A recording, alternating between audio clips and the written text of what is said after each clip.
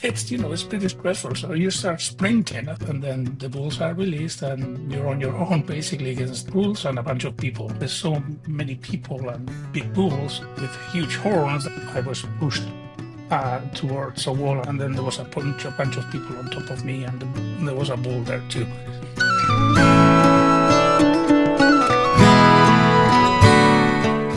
Welcome to the Near and Far podcast. I'm your host, Zachary Ellis, and this show is all about embracing curiosity, leaping beyond your comfort zone, and learning from adventurers like yourself who have traveled near and far. We're joined today by our guest, Javier Ochoa-Reparaz. Javier ran with the bulls in Pamplona, not just once, but then he kept going. He's run with the bulls for about a decade. So welcome to the show, Javier. Thank you, Zach. Thank you so much for having me. Of course. Thinking back to that very first time you ran with the bulls, what were you feeling in the moments before the bulls started running? All right, so there are two different ways to do this or to do that. You can do it after you wake up and have a coffee or whatever your preferred morning drink is, and then you walk there and then you do it, or you can continue partying and doing it, which is what I did the first time and the first few times. So So you were partying the night before and the party just kept going and then you ended up exactly, running with the bulls. which is what happens with most people will do that. So to give you a little bit of context, the festival starts on July 6th and ends on July 14th, and the first run is on July 7th. So we have runs on the 7th, 8th, 9th, through the 14th, which is the last one, and they're always in the morning at 8 a.m. Now, San Fermin, the festival, the party it's pretty big, and there's people coming from all over the world to participate and to have some fun. So the bars tend to stay open a lot longer than they would be during the normal regular year. So they might be open up until 6:30 a.m.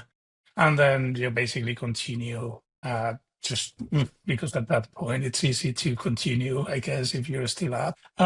So most runners, I don't know if it's most, but many runners end up in the trail or in the streets where the run happened, will end up after a whole night of partying. And that's exactly what I did for most of my runs when I was young. Um, So so yes. the night before, did you leave the house and start bar hopping in the traditional Mozos uniform or Yeah, and that's the uniform. The uniform we put it on July 6th, and basically, I mean, you have different clothes. Of course, it's not always the same, but you have several repetitions of the same uniform. So you use them for an entire week or 9 days.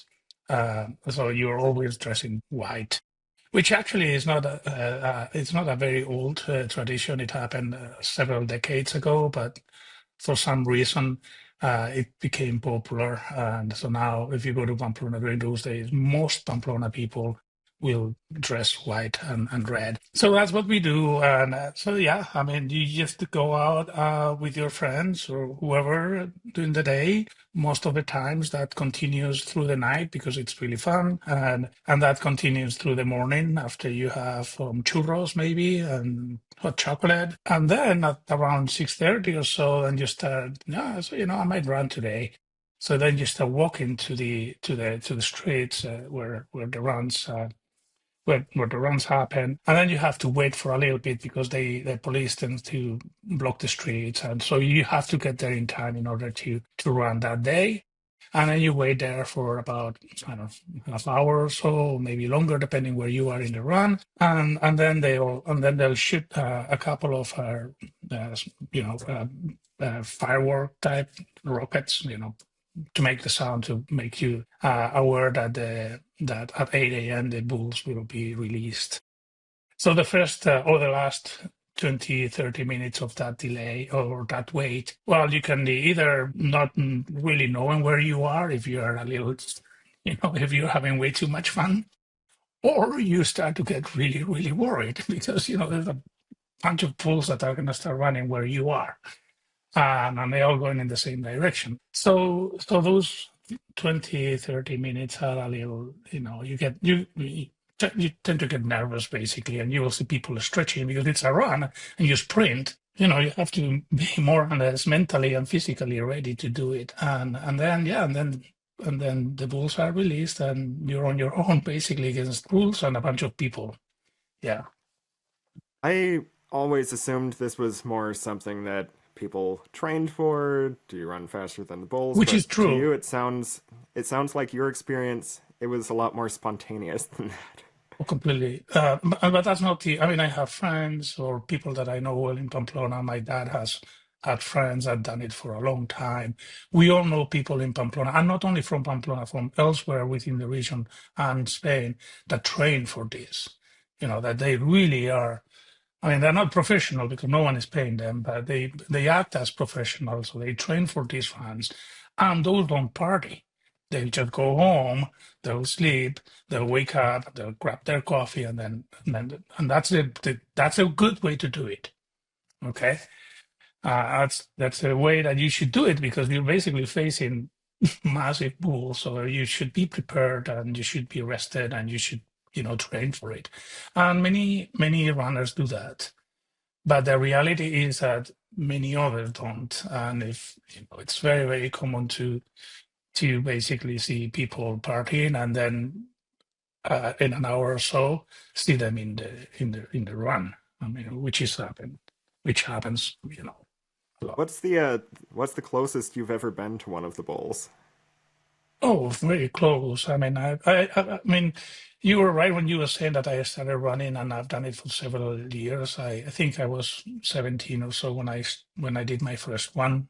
After that, those nights of partying, and I think the last time I ran was probably 29 or 28. So during those years, I don't do it. I wouldn't do it every day, but every now and then, 2 or 3 times. So several times for all of those years. At the end, you'll have a close encounter because the reality is that there are only a few places where you can actually get off the trail or the run unless you finish way too early, meaning that you make it to the arena before even the bulls are released, which happens with most of those that don't know what is going on. And it probably happened to me those first 3 times because it's pretty stressful. So you start sprinting as soon as you hear the noise. And by the time the bulls are in the middle of the run, you already finish.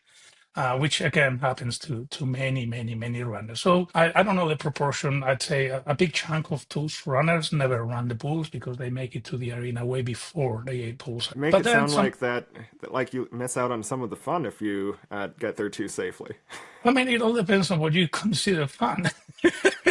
Because you just might want to be there with your friends and get this adrenaline rush, but that's it. And you get it because you are in the middle of a street with a bunch of big bulls. So you still get that if you run, if you know exactly what is going on around you after a whole night of partying, of course. But then sometimes you just wait and then you start learning how to wait or where to wait and how to start or when to start running.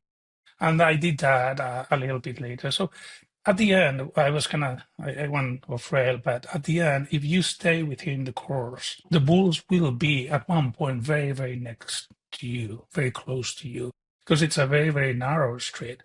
And again, as I was saying, there's no really way out. You just basically go to a corner or try to lay down in the ground, or you fall because there's so many people that will push you, and you're not supposed to touch the ball in the runs. It's not okay to touch the ball. You have to let them go. But again, there's touching because there's so many people and big bulls with huge horns. The one that I always remember is one that happened one of the last times I did it because I was pushed towards a wall and I hit the wall and then there was a bunch of people on top of me and there was a bull there too within the crowd, I guess, just ran over us, and I didn't get stepped or anything. That's one of the most common injuries is when a bull steps on you because they have to go somewhere and they have to jump, and they're very very heavy, so that can be very painful. But I never had that issue. But I think that was one of the closest situations. Where, okay, this is a little stupid, which is stupid anyway. How dangerous Yeah. is it? Because I always assumed it was not a safe event, but That was before I Mm, realized alcohol was involved. I mean, alcohol.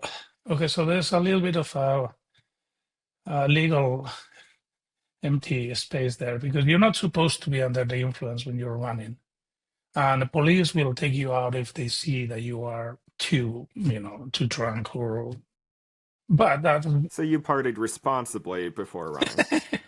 but it is very difficult for the police to control everybody. So they mostly focus on those that are carrying cameras or something that is big. That's not legal, and they cannot take you out of the run. You can harm someone with a camera, so you cannot do that. Although you every now and then you'll see it. So how dangerous is this? So I can't remember how many people have died over the last 120 years or so, since I think there's been more or less a decent time or basically way to count. And I'm gonna say 15, 16 or so. So it's not the number of deaths is not that high compared.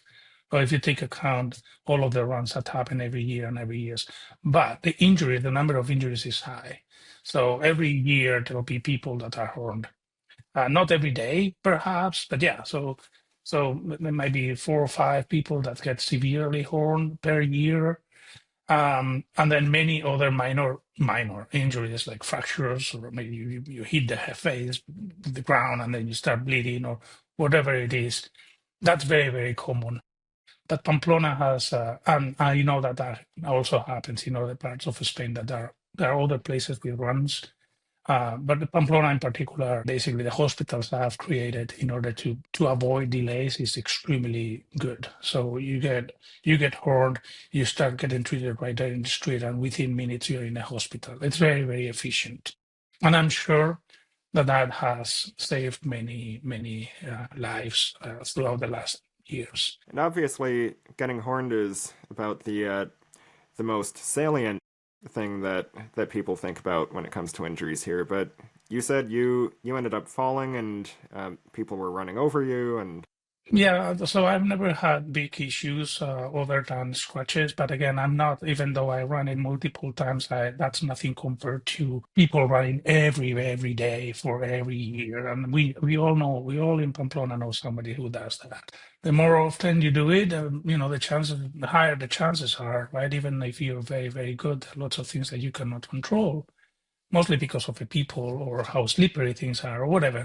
So so at what's one point, yeah, you'll have an issue. Mhm. what's more dangerous, the bulls, the people, or the street itself? Well, the street itself, it used to be well, not, I'm not going to say pretty slippery. It used to be a little slippery when it would rain or when they would clean the streets. But now they use a solution that makes it anti-slippery. So the street itself is not that difficult anymore. Other than the fact that again, it's a very, very narrow street with walls and it's hard to get off. People for sure, depending on the day, the weekends are massive, really, in terms of crowds. Saturday, Sundays are extremely busy. So you can encounter issues those days depending on the type of bulls that run. The organizers also control that. There are some ranches or farms of bulls that are known for their easier to run with people. They don't really go against people, they just go with them, while others are a little bit more, let's say, nervous and they go left and right. So they control the type of bull that runs over the really busy weekend days. But to your question, I mean, obviously, a bull is per se it's more dangerous than a human being, right? Because it's I don't know how many times heavier and the horns. But again, most of the times you're gonna be around the people, and for seconds you'll be, if you are a very good runner, which I was not, you'll be running in front of the bull. So then at that point, but at the same time you're gonna have to start jumping people and maybe fighting with elbows others. So it's a combination of both. I don't know which one I would say it's more dangerous in terms of number of injuries. I would probably say that the crowds may cause more injuries than the bulls, but the injuries caused by the bulls are heavier and bigger and more dangerous, if that makes sense. So you're going to get that adrenaline rush wherever you are. Wherever you are, and even if you watch it, there are balconies all over the run. and you'll hear screams when people basically people screaming when they see the bulls coming, and you can actually feel the sound. It's just it's very primitive. It really, it's a kind of a stupid thing. It's a stupid, it's a stupid tradition, but it's so inherited within the nature of the city that it's, people, yeah, it's they feel it very, very deep inside, and yeah. So regardless you're running or outside watching it, the adrenaline levels go up. I'm pretty sure. Yeah, yeah. How'd the tradition get started? Because I know San Fermin was not known for bulls, right? No, so San Fermin is a saint, of course, and it's one of the cities. I don't know how that's said in English. It's one of the two saints of the city, basically. The tradition started after or around a fair, like a cattle fair. And the tradition that cattle fair was around that religious day, basically, which, by the way, used to happen in a different time of the year. But the weather was so bad that they moved it to July because I think it used to be in the fall when it was rainy and the weather can be pretty bad in Pamplona. So they moved it to July. But anyways, so it all started around that fair with cattle. And it's, bulls in the Spanish Peninsula in Spain are very, very common everywhere. So there used to be bullfights. And the bullfight in Pamplona was in the center of the city. So they would have to move the bulls from outside the city to downtown, which is very narrow and small and, packed. And that's where the bullfight would be. So the tradition started like, well, let's move the bulls to the arena. And then somebody decided to start running them. And I think that's how it started, but I'm not an expert, but that's the story that I've always heard in Pamplona. Yeah. In just a moment, let's come back and talk more about Pamplona, which is one of the larger cities in the Basque region of Spain, and Basque culture is just so interesting. So many delicious foods originated out of there, and we'll be right back. So many places to go, so many things to see. Wherever you are, make it easy to find more interviews like this one. Near and Far's free monthly newsletter will keep you up to speed about the latest podcast episodes, as well as our hand-picked recommendations. That's only one email per month. To sign up, simply follow the link in the show notes, or head over to www.nearandfar.travel/newsletter. Javier, Pamplona is part of the Basque region of Spain, but it isn't part of what's called Basque country. So, for those who don't know, what exactly is Basque culture? Okay. It's an important and tricky question to answer. It requires some background. The first thing I'll say, though, Pamplona is the capital of the region of Navarra. Navarra is a region within Spain that was its own kingdom for centuries, which was completely independent from any other kingdom within Spain or France. It maintained, what would you say, privileges that some of them are actually retained over up until now. So is it semi-autonomous, or? It's not semi-autonomous, but we collect our own taxes, for example, just to give you an idea. But Navarra, the region, was militarily conquered by Castilla and Aragon, which was part of Spain at that time in 1512. So for about 300 years, it was a country within a country, basically. So that's Pamplona and that's Navarra, which is not officially part of the Basque country itself. The Basque country, or it's also called Euskadi, is a region in Spain with three provinces, Vizcaya, Guipúzcoa, and Álava. Vizcaya is where Bilbao is, Guipúzcoa is where San Sebastian is, and then Álava, the capital of Álava, is Vitoria, or Gasteiz. And that's the official Basque country within Spain. So the Basque culture is different. And the Basque culture is defined by the language, which is Basque, or Euskera. So those that are considered Euskaldun means that those are the ones that speak the language, Basque. Okay. So that culture, it's not only the language, of course, there are some cultural uniquenesses in terms of the traditions that the Basque community has that are slightly different, or in some cases very different to the communities that are around the Basque region. So Pamplona is within that area in Navarra with big Basque influence, although it's a big city. And it's bigger than other little towns around the region. It's kind of like the size of Boise, actually. Boise, Idaho? Boise, Idaho. Yeah. So about 200,000 or so, with other cities around. And within that population, there's a small fraction of those that speak Basque. Basque speaking the language is it's relatively low to compare to northern parts of the region. So, for example, where my parents are from, it's a little valley in the northern part of Navarra. I would say 95% of people speak Basque. Okay, and it's not officially part of the Basque country; it's part of Navarra. But then many others don't speak Basque in my region. So the southern part of Navarra, they speak Spanish, and many of them, most of them, probably don't consider themselves Basque because they don't really have a Basque culture. Okay, so it's a little confusing. But again, if you are in the north part of Navarra, the Basque influence is huge, and I would say over 90% of people will, or 85 or whatever it is, will actually consider themselves Basque. So I myself consider a Basque from Navarra. That's what I consider myself. Yeah, because I speak Basque. Okay, and how many languages is Basque one of the official languages of Spain? Yeah. So Oh, Spain has, well, obviously Spanish, then they have Galician, or we have Galician, Catalan, Basque, and those are co-official languages.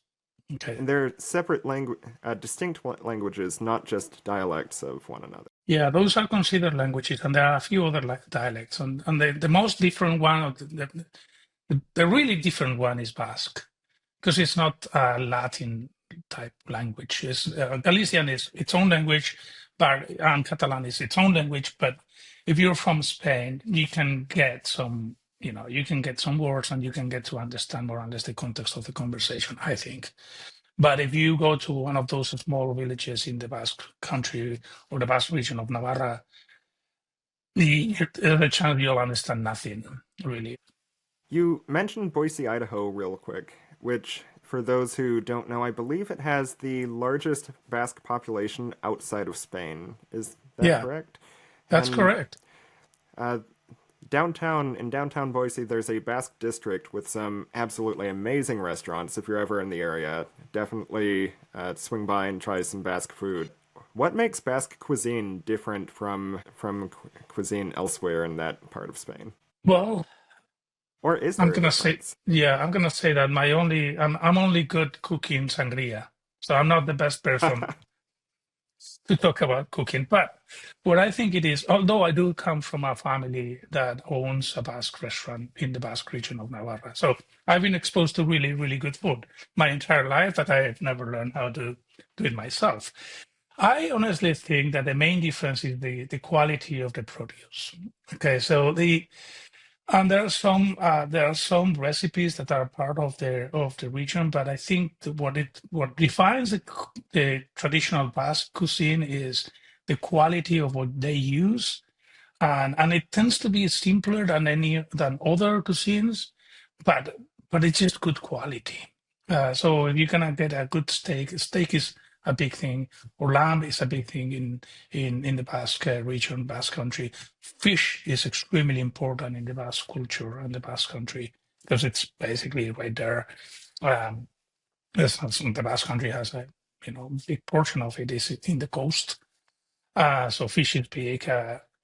Seafood as well, vegetables, and I don't know. Again, I'm not a kitchen person that much, but I really think that what it defines the Basque cuisine is the quality of what it's served. Yeah. And did Basque people invent chorizo? Am I remembering that right? So chorizo is very, very common in Spain. So there are many other regions in Spain that have really, really good chorizos. In the south, chorizos are incredibly good.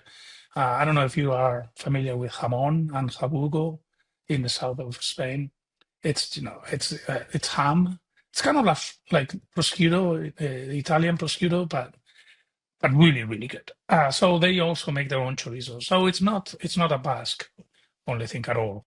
Now, in the Basque country, chorizo is big, and we have different versions of it. And my mom, for example, is from a little town called Arbizu, which is known for its own type of chorizo, which is called chistorra. It's not chistorra is all. It's very, very common within, particularly in Navarre. But that little town is called for its own chistorra. And chistorra is just a thinner type of chorizo with a bunch of paprika, and it's really, really good. It's one of my favorite I'm gonna things have to to make it eat. over there and try some. No, you can actually eat it here. Well, if you are in Boise, those that are able to travel to Boise, you can find a couple of places where chistorras are made really, really well. I can give you some hints. What do you do for fun in Pamplona when the Bulls aren't running? I take it you're a fan of the Osasuna football team. Yeah, Osasuna. Yes, of course. Yes, football is one of. I used to play football I played football for most of my youth, in school and also with my friends outside school. So that was one of my hobbies when I was growing up. Pamplona is a pretty safe place, so it was always fun to just get on the bike and mess around as any other kid will do. Going out with my friends when we got a little older, that was, for years was my number one hobby, I guess. That we would have a lot of fun. But yeah, Just going Osasuna around being a kid. yeah, yes, of course, yeah. Um, and then, yes, football is watching football, going to the stadium, to Osasuna's stadium was a big part of my childhood. I would go with my dad and my uncle first, and then I started going with one of my cousins, and I did that for many, many years. And then with a good friend as well, we would go every weekend or basically every game it would happen in Pamplona. The stadium is at a walking distance from anywhere in Pamplona, so it was really easy and it was affordable at times. Then it got a little more expensive, but anyways, it's fun. I really like it. I'm a huge Osasuna fan. I'm not an ultra or one of those hooligans. I'm not like that, but I really follow the team, and yeah, Does I like it. Navarre have a ton of football hooliganism? Well, Pamplona and Osasuna is the only professional team in Navarra. So those that are hooligans are going to be part of the Osasuna crowd, and there's a group that has been notorious for their hooliganism in Pamplona's Osasuna's crowd. It's called Indargorri, and they've been functioning for. I mean, I was a teenager or so when they started. So they've been going on for the last 30 years or so. I don't I don't like them that much. But anyways, I'm not gonna go there because sometimes they are hooligans, so they do things that you shouldn't do. Yeah.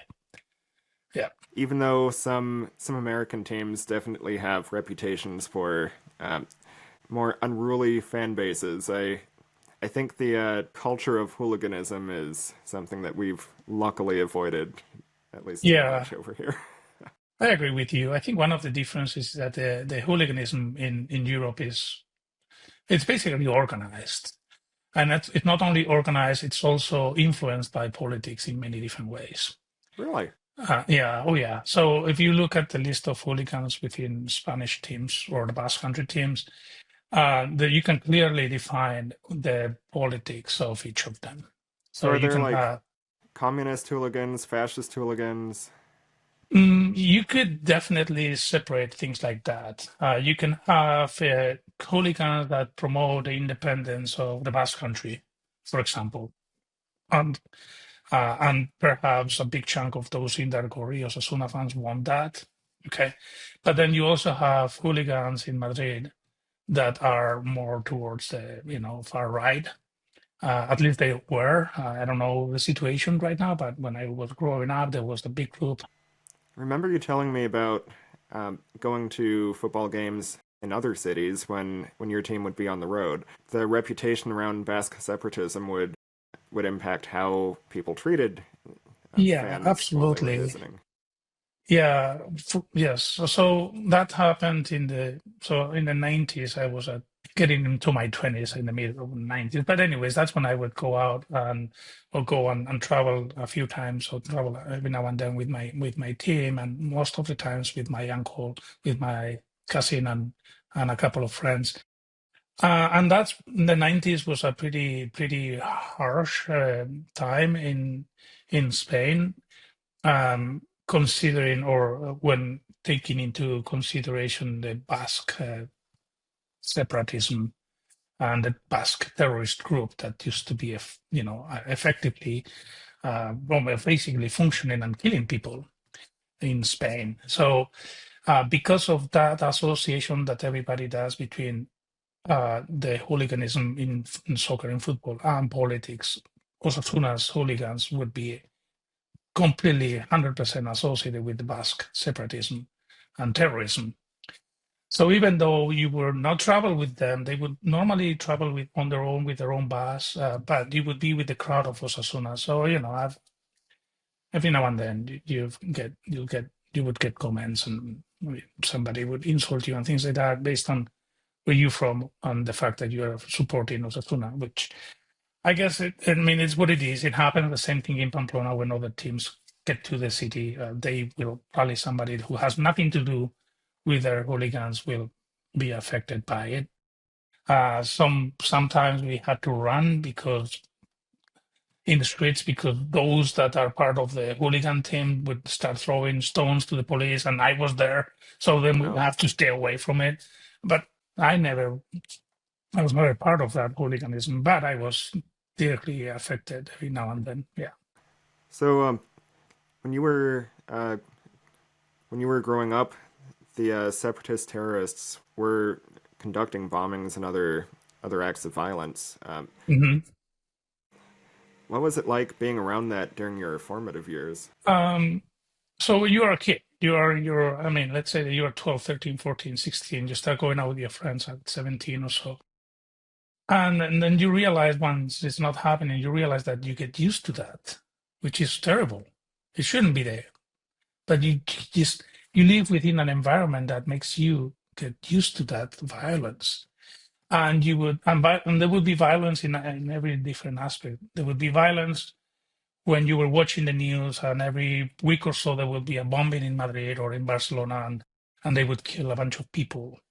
Or there would be somebody that was shot in Bilbao or San Sebastian or Pamplona, and you would listen to that and say, "Oh, another one." But so there was so much violence that I guess you get trapped. So it's interesting to think about that when there's no violence and how Would you say you horrible were that is. desensitized to it and it was just normalized?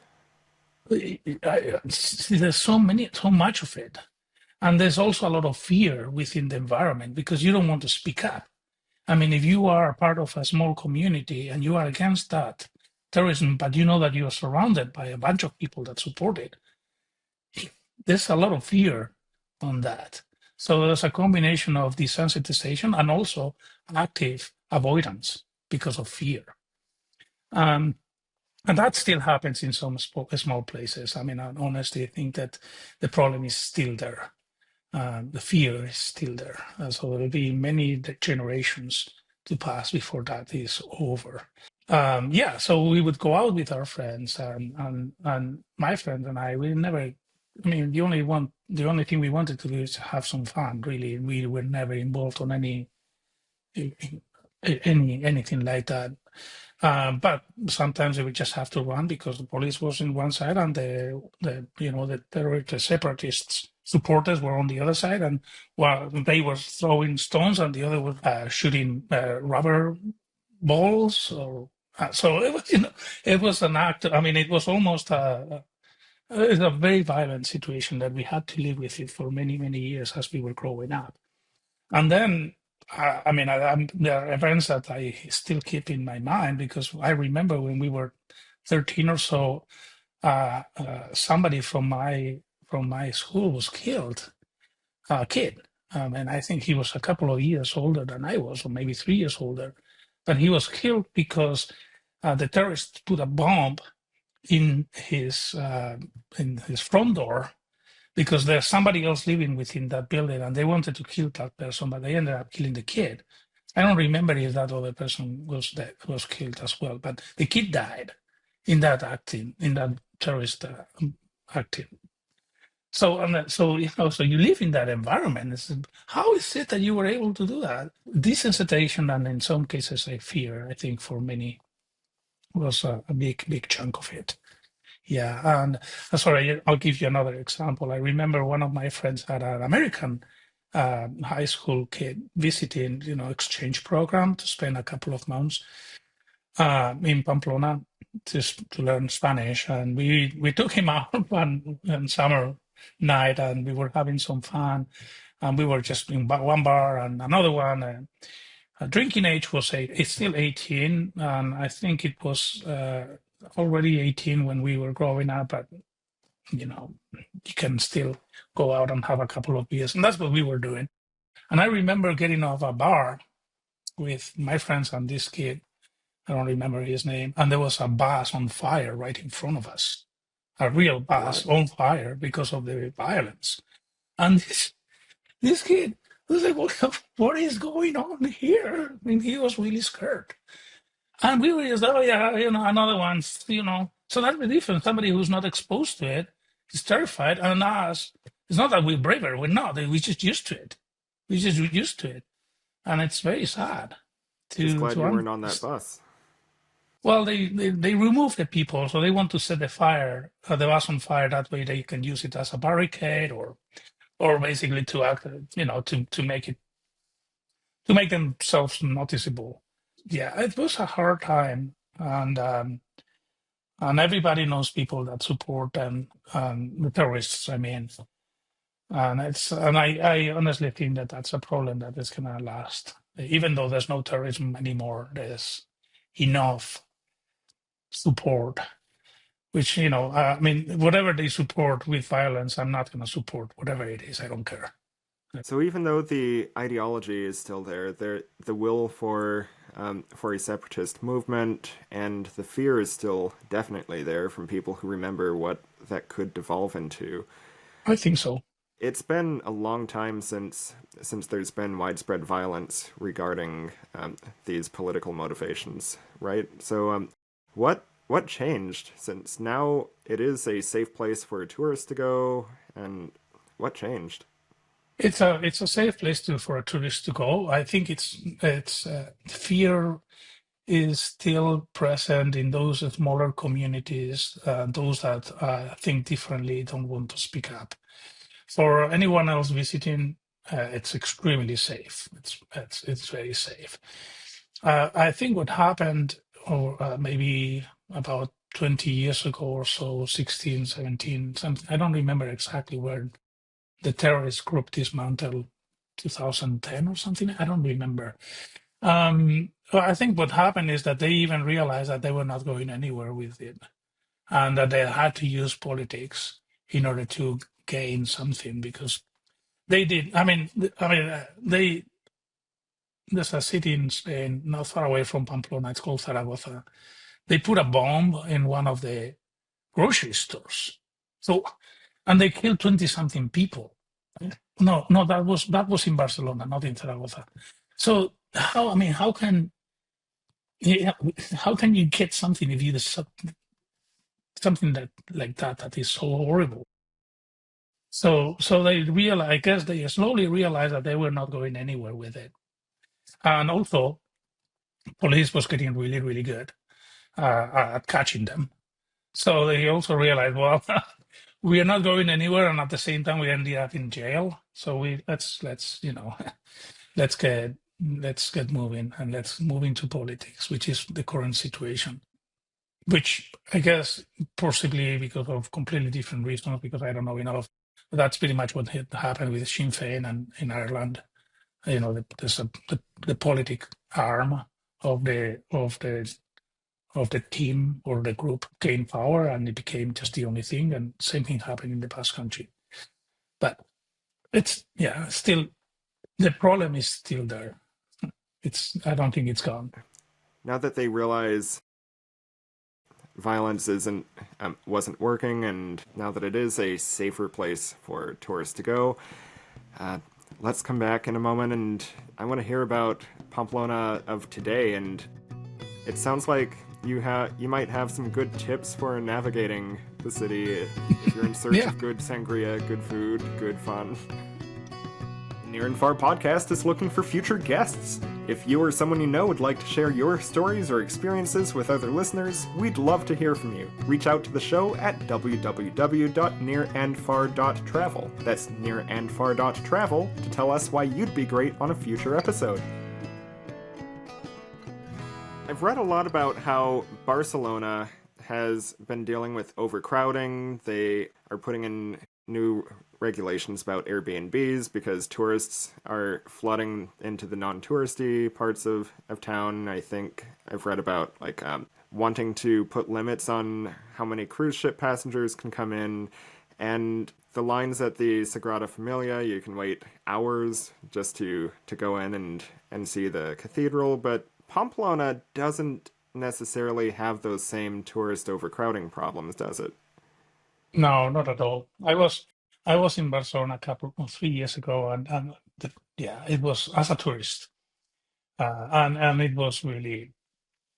I mean, it's shocking the amount of people that go there. So it's not that I support the the actions against those that are visiting places just for fun, but I understand the locals too. Pamplona has no issue like that. It gets very crowded during the festival, but the rest of the year it's a very, very peaceful place. We do have Pamplona is part of the El Camino, the Pilgrim Way, very, very popular in Europe and elsewhere, where people walk for about 600 kilometers or so, or actually more, maybe about 600 miles in 2 months or whatever it is. So Pamplona is one of the cities within one of the routes there. So we get that kind of tourism. We also get weekend tourism from France and other cities in the Basque Country or in the rest of Spain, but we don't have that issue at all. Yeah, but yes, it's a very, very shocking situation in big cities in Spain, Sevilla, Granada, Cordoba. Yeah, they're massified by tourism. If I were to visit, what could I do to be one of the good tourists? What can I do to be a respectful tourist? Yeah, I think we talked about this the other day. I think it is important to adapt and to blend. Basically, look around and see how people behave, and you don't So have to be basically, super pretend you're not a tourist.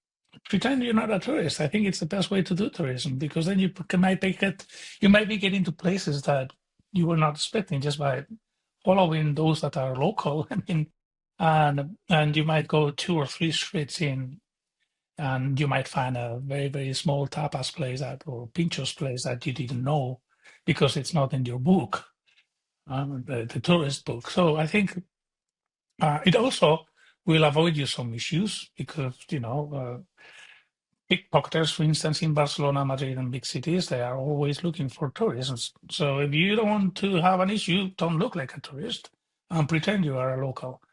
And sometimes it's really hard, depending where you are. Um, but I think it's a good strategy, and I definitely try to do that when I travel. What can someone who looks like me do to look more like a local? I mean, they might notice. Oh well, he's not from around here, but he might be living here. You might study there, or you might be working there. Okay. That doesn't make you a tourist. So I mean, I don't know. Don't open the map like this in the front of everybody.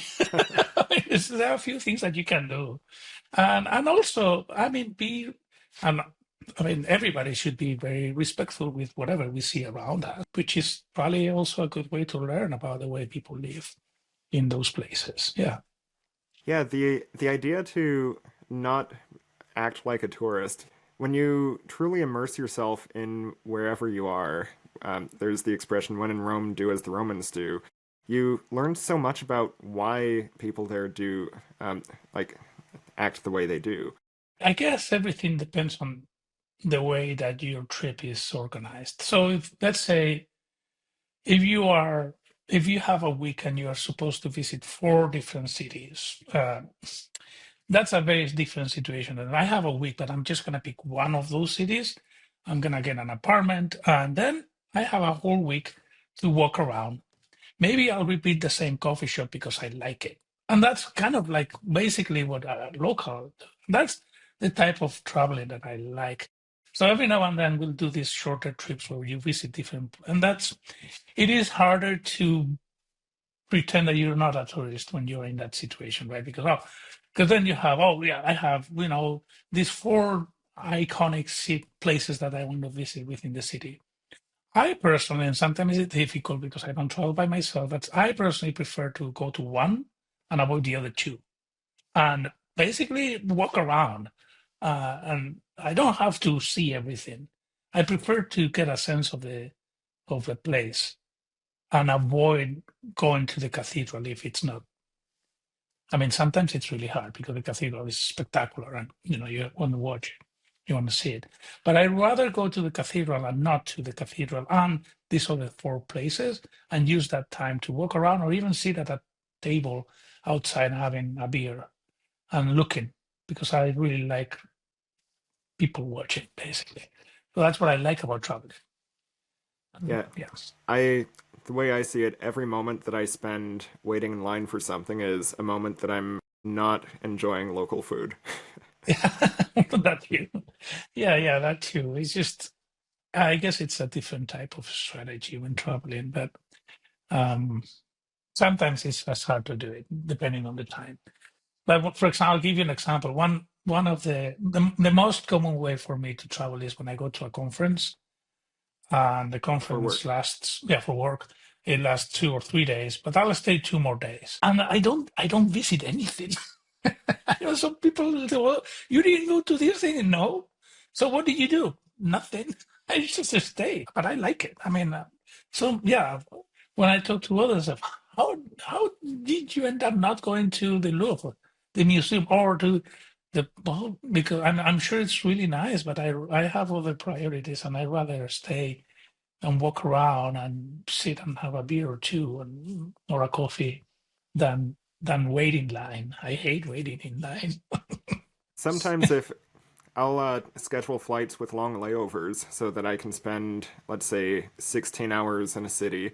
That's how I ended up in Paris, and instead of spending like all of my hours at the Louvre, my wife and I hung out in the Montmartre district and just drank wine, ate croissants, and it was a much better time than elbowing through people trying to see the Mona Lisa. Absolutely. Yeah, I've done that a lot too in London and in Reykjavik in Iceland too. I Yeah. stayed overnight there. They have a program, Icelander. You can do that for the same price. And a few other cities, yeah, they stay longer, or basically make the layover longer to do that. Yeah, it's a good And way to do it. I think the Iceland government actually encourages Icelandair to make it easy for you to have long layovers.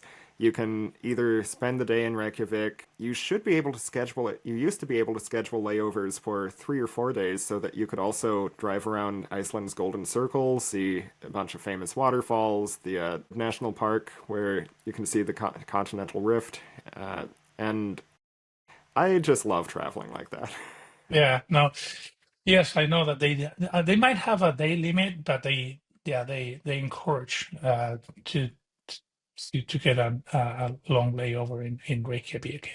Yeah, Oh, yeah. speaking of travel tips, when in Spain, I think am I remembering right? You've told me before that if you go into a restaurant, the bar is on the first floor, and that's where all of the tourists hang out and order appetizers and stuff. But where do you go for the really good food?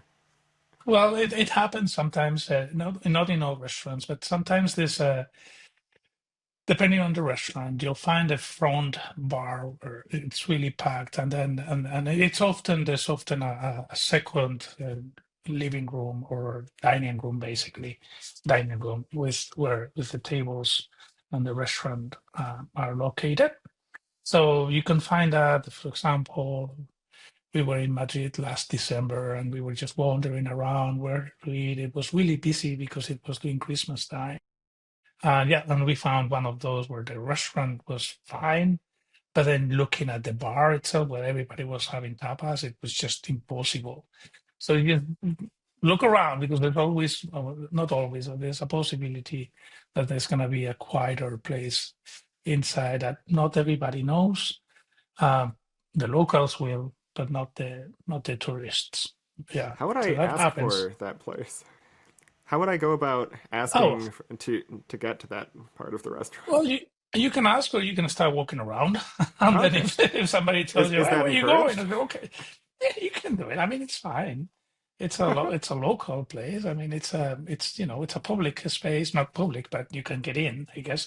So you just walk around, and if they tell you, "Hey, well, that's you're not supposed to be here," well, okay, well, you'll probably understand, even if it is in a different language. But you can ask, yeah, you can ask if there's like another section for the restaurant. Yeah, yeah, Cool. yeah. Circling back, going all the way back to running with the bulls, you haven't just run with bulls, right? What other animals have you run with, Javier?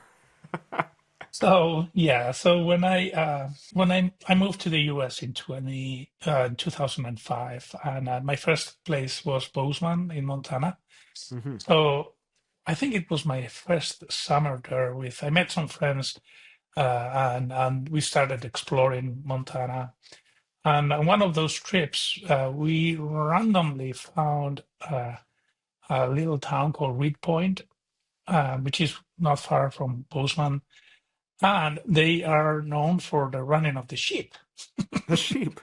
The sheep, yeah. In Reed Point, Montana, there would be sheep, and then there would be people dressed up like somebody from Pamplona, white and red, in front of the sheep. They were pleased to learn that I was actually from Pamplona, and some people took pictures with me. So I was the real tourist there. And oh, okay. But they found that really fun. And then not Did so any long of the ago, sheep have horns? no, but there What were about many of fake them. horns? Did they? Nothing, no fake horns. But there were many of them. So if you fall, you might be in trouble. It was very And safe, but it was a fun is the party. night before running with the sheep also filled with sangria? I don't know that part because we were there for the day, but the bars were packed during the day. So maybe not sangria, but other beverages for sure were running around. Yes, we had a good time. And then not so long ago, less than 2 months ago, I was at a conference in Anchorage, and my flight got canceled. And I started asking around what to do, and basically it was the beginning of the dog sled competition. I don't remember the name of The it. Iditarod, is that the one? Iditarod, yeah, Iditarod. That was so it would start in Anchorage that day. So I was watching it, and I met these people who were watching it with me, and say, "Oh," I said, "Geez," I was looking at my phone. I thought my flight got canceled. I have to, and I have to stay overnight here.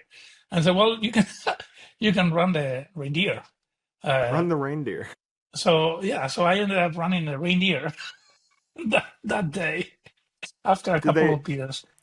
Yeah, Did they just release a bunch of reindeer and yeah, they do. Well, not a bunch. I mean, it is. So it's I don't remember the street, but it's the main street in downtown Anchorage, and then there's a bunch of people running. Many of them wearing costumes, dressed up. There was not one Pamplona dressed up. costumes, but Well, there's one fun person. costumes, right? There's one person dressed up as Pamplona runner, and I actually talked to him, and I wish I had taken a picture with him. He was there. He told me that he was in Pamplona last summer. So yeah, so he was dressed up. So they basically have different. They separate the runners into groups of four or five groups to make it a little more manageable. And then the reindeer, they basically circle around and they run again. and they are coming from a farm, and some of them are missing one. I mean, it was fun. It was a good time. I had a good time, but completely unexpected because I was supposed to be flying at that time, and I ended up running the reindeer. Well, both running with the sheep, running with the reindeer, those seem like good entry level events for people who are considering running with the bulls It someday. is. It's pretty much the same thing. It's a human and another animal behind. Just the animal is different. But yes, This has all been fantastic. You've been living a really fun life, Javier, and thanks for sharing your travel wisdom with us today. thank you, Zach. I don't know And if we talk too much about travel, but it's fine. well, travel, Pamplona, this has been a lot of fun, and thank you for listening to the Near and Far podcast.